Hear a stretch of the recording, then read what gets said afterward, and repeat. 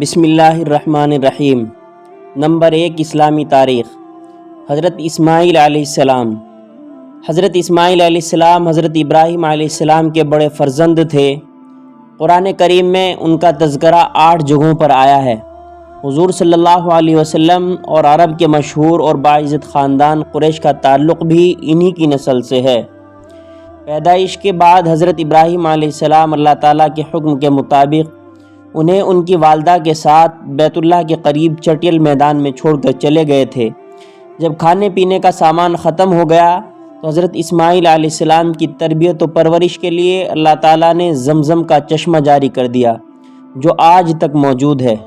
اتفاق سے بنو جرہم کا ایک قافلہ ادھر سے گزرا تو اس چشمے کو دیکھ کر حضرت حاجرہ علیہ السلام سے اس جگہ بسنے کی اجازت چاہی۔ اجازت ملتے ہی بیت اللہ کے آس پاس ایک بستی آباد ہو گئی۔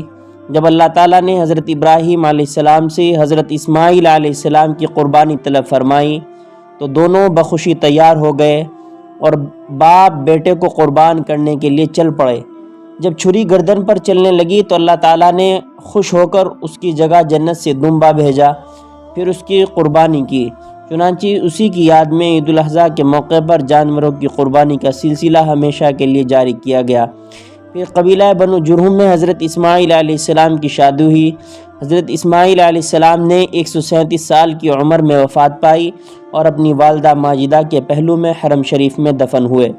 نمبر 2، حضور صلی اللہ علیہ وسلم کا معجزہ۔ عہد نامے کو کپڑے کے کھانے کی خبر دینا۔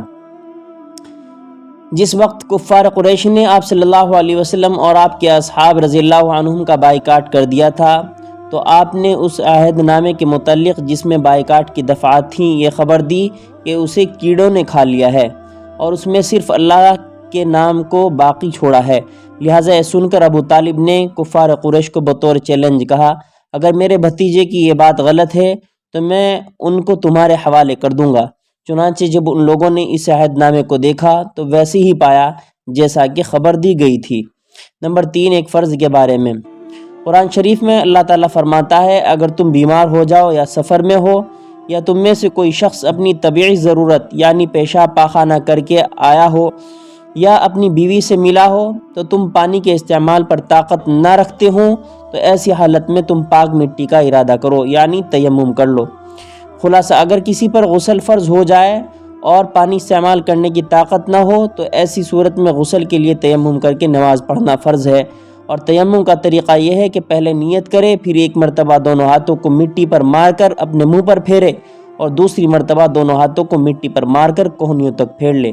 نمبر 4، ایک سنت کے بارے میں۔ خوشخبری سن کر دعا پڑھنا۔ رسول اللہ صلی اللہ علیہ وسلم جب کوئی خوشی کی بات دیکھتے تو یہ دعا پڑھتے، الحمدللہ الذی بنعمتہ تتم الصالحات۔ اس کا ترجمہ یہ ہے کہ تمام تعریفیں اللہ کے لیے ہیں جس کی نعمتوں سے تمام اچھائیاں مکمل ہوتی ہیں۔ نمبر 5، ایک اہم عمل کی فضیلت۔ جمعہ کے دن سورہ کہف پڑھنا۔ رسول اللہ صلی اللہ علیہ وسلم نے فرمایا، جو شخص جمعہ کے دن سورہ کہف پڑھے گا اس کے لیے ایک جمعہ سے دوسرے جمعہ کے درمیان ایک نور چمکتا ہوگا۔ نمبر 6، ایک گناہ کے بارے میں۔ اللہ کی آیتوں کو نہ ماننا۔ قرآن شریف میں اللہ تعالیٰ فرماتا ہے، ہر اس چھوٹے گنہگار کے لیے بڑی تباہی ہوگی جو اللہ کی آیتوں کو سنتا ہے جب وہ اس کے سامنے پڑھی جاتی ہیں، پھر بھی وہ تکبر کرتا ہوا اپنے کفر پر اسی طرح اڑا رہتا ہے گویا کہ اس نے ان آیتوں کو سنا ہی نہیں۔ تو آپ ایسے شخص کو دردناک عذاب کی خوشخبری سنا دیجئے، نہیں، ایسے شخص کو دردناک عذاب کی خبر سنا دیجئے۔ نمبر 7، دنیا کے بارے میں۔ جو کچھ خرچ کرنا ہے دنیا ہی میں کر لو۔ قرآن شریف میں اللہ تعالیٰ فرماتا ہے، ہم نے تم کو جو کچھ دیا ہے اس میں سے خرچ کرو، اس سے پہلے کہ تم میں سے کسی کو موت آ جائے اور پھر موت کو دیکھ کر کہنے لگے کہ اے میرے رب، تو نے مجھے کو اور تھوڑے دنوں کی مہلت کیوں نہیں دی تاکہ خوب خرچ کر کے نیک لوگوں میں شامل ہو جاتا۔ نمبر 8، آخرت کے بارے میں۔ جہنم کو قید کر کے پیش کیا جائے گا۔ رسول اللہ صلی اللہ علیہ وسلم نے فرمایا، جہنم کو قیامت کے روز 70,000 لگاموں کے ساتھ لایا جائے گا اور ہر لگام کے ساتھ 70,000 فرشتے ہوں گے جو جہنم کو گھسیٹ کر لائیں گے۔ نمبر 9، طب نبوی سے علاج۔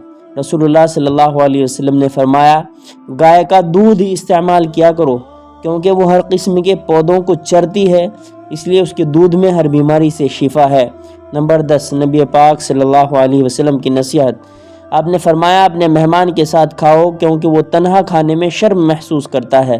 اللہ تعالیٰ عمل کی توفیق بخشے۔